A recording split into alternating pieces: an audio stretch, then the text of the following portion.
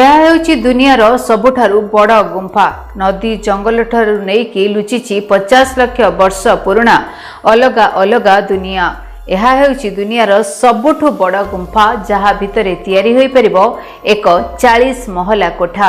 ନମସ୍କାର, DTV ଓଡ଼ିଆର ଏହି ସ୍ୱତନ୍ତ୍ର ଉପସ୍ଥାପନାକୁ ଆପଣ ସମସ୍ତଙ୍କୁ ସ୍ୱାଗତ କରୁଛି। ମୁଁ ଆନି ଶତପଥୀ। ଦର୍ଶକ ବନ୍ଧୁ, ପୃଥିବୀରେ ଏପରି ଅନେକ ଜିନିଷ ରହିଛି ଯାହା ବିଷୟରେ ଜାଣିବା ପରେ ଆମକୁ ବହୁତ ହି ଆଶ୍ଚର୍ଯ୍ୟ ଲାଗିଥାଏ। ଦୁନିଆରେ ଏପରି ଏକ ଗୁମ୍ଫା ରହିଛି ଯାହାକୁ ସୋନଡୁଙ୍ଗ ଗୁମ୍ଫା ଭାବରେ ଜଣାଯାଏ। ଏହାକୁ ଏକ ଅତ୍ୟନ୍ତ ରହସ୍ୟମୟ ଗୁମ୍ଫା ବୋଲି ବିବେଚନା କରାଯାଏ। ତେବେ ଏହି ଗୁମ୍ଫା ଏତେ ବଡ଼ ଯେ ଏହା ଭିତରେ ଏକ ସମ୍ପୂର୍ଣ୍ଣ ସହର ନିର୍ମାଣ କରାଯାଇପାରିବ।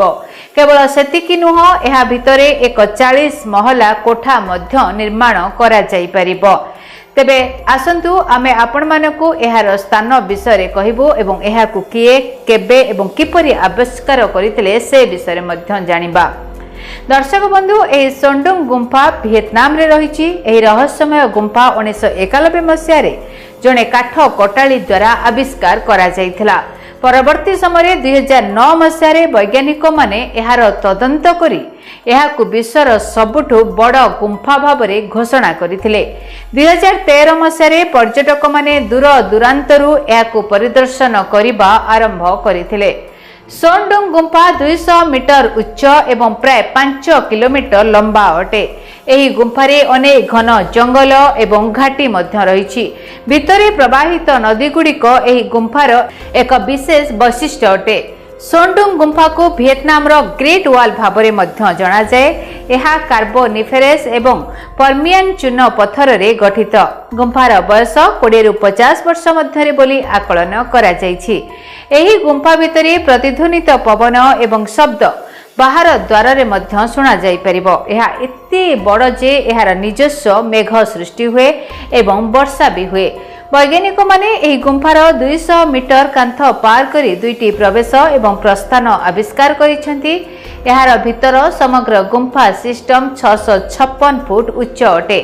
ସୋନଡୁଙ୍ଗ କରିଡରର ଆୟତନ 38.4 କୋଟି ଘନ ମିଟର, 9 କିଲୋମିଟର ଲମ୍ବା ଏବଂ 650 ଫୁଟ ଚଉଡ଼ା ଅଟେ।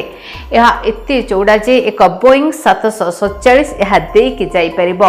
ଏହି ଗୁମ୍ଫା ଭିତରେ ଏକ ଦ୍ରୁତ ପ୍ରବାହିତ ନଦୀ ବହୁଛି, ଯାହା ପାଇଁ ଏହି ଗୁମ୍ଫା ସୃଷ୍ଟି ହୋଇଛି। ବର୍ଷା ଋତୁରେ ଏହି ଗୁମ୍ଫା ପାଣିରେ ପରିପୂର୍ଣ୍ଣ ହୋଇଯାଏ, ଯାହାଦ୍ୱାରା ପ୍ରବେଶ କରିବା କଷ୍ଟକର ହୋଇପଡ଼େ।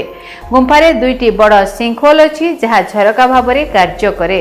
ଏହି 2ଟି ସିଙ୍କହୋଲ ତଳେ ଏକ ଜଙ୍ଗଲ ବ୍ୟାପିଛି, ଯେଉଁଥିରେ ଗଛଗୁଡ଼ିକ 30 ମିଟରରୁ ଅଧିକ ଉଚ୍ଚ ଅଟେ। 2010 ମସିହାରେ ନ୍ୟାସନାଲ ଜିଓଗ୍ରାଫିକ୍ ଏହି ଗୁମ୍ଫାକୁ ମ୍ୟାପ୍ କରିଥିଲା।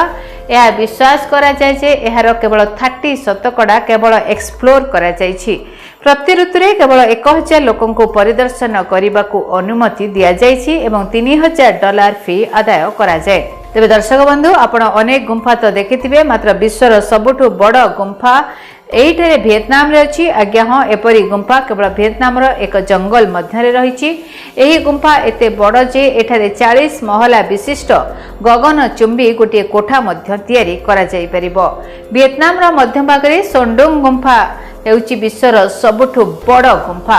8 ବର୍ଷ ପୂର୍ବରୁ ଏହି ଗୁମ୍ଫାକୁ ଖୋଜାଯାଇଥିଲା। ଏବେ ଏହା ଲୋକମାନଙ୍କ ପାଇଁ ଆକର୍ଷଣର କେନ୍ଦ୍ରବିନ୍ଦୁ ପାଲଟିଛି। ଏହି ଗୁମ୍ଫାର ଲମ୍ବ ହେଉଛି 9 କିଲୋମିଟର। ଏଥିରେ ପ୍ରାୟ 150ଟି ଛୋଟ ବଡ଼ ଗୁମ୍ଫା ରହିଛି। ଘଞ୍ଚ ଜଙ୍ଗଲ ଏବଂ ନଦୀ ନିକଟରେ ଏହି ଗୁମ୍ଫା ରହିଛି, ଯାହା ଏହାର ସୌନ୍ଦର୍ଯ୍ୟକୁ ଆହୁରି ବଢ଼ାଇ ଦେଇଛି। 2013ରେ ଖୁବ୍ କମ୍ ସଂଖ୍ୟକଙ୍କ ପର୍ଯ୍ୟଟକଙ୍କ ପାଇଁ ଏହା ଖୋଲାଯାଇଥିଲା, ମାତ୍ର ଏହା ପରଠାରୁ ଏହାକୁ ପର୍ଯ୍ୟଟକମାନଙ୍କର ସୁଅ ଛୁଟୁଛି। Bureau report, DTV Odia.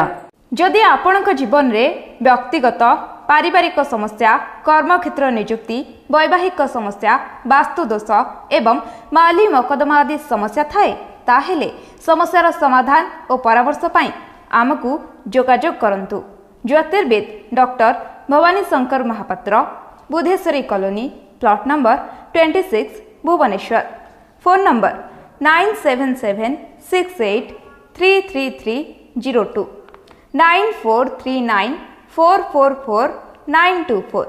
ଆମର ୱେବସାଇଟ୍ www.srijagannathastro.com। କେମିତି କଟିବ 2026 ମସିହାରେ ଆପଣଙ୍କ ଭାଗ୍ୟ? କେଉଁ ରାଶିରେ ରହିବ ସମସ୍ୟା ଆଉ କିଏ ହେବେ ଲାଭବାନ, କେମିତି ରହିବ ମେଷଠାରୁ ମୀନ ରାଶି ପର୍ଯ୍ୟନ୍ତ ଭାଗ୍ୟଫଳ ଜାଣିବା ପାଇଁ ଦେଖନ୍ତୁ ଆମ କାର୍ଯ୍ୟକ୍ରମ 2026 ଭାଗ୍ୟଫଳ। 2026 ମସିହାର ଆପଣଙ୍କ ରାଶିର ସମ୍ପୂର୍ଣ୍ଣ ଭାଗ୍ୟଫଳ ଜାଣିବା ପାଇଁ ଚ୍ୟାନେଲକୁ ସବସ୍କ୍ରାଇବ୍ କରନ୍ତୁ, ବେଲ୍ ବଟନକୁ ଅନ୍ କରନ୍ତୁ। ଦେଖନ୍ତୁ DTV ଓଡ଼ିଆ। DTV ଓଡ଼ିଆ ଦେଖିବା ପାଇଁ ସବସ୍କ୍ରାଇବ୍ କରନ୍ତୁ ଏବଂ ବେଲ୍ ଆଇକନ୍କୁ ମଧ୍ୟ ଦବାଇ ଦିଅନ୍ତୁ।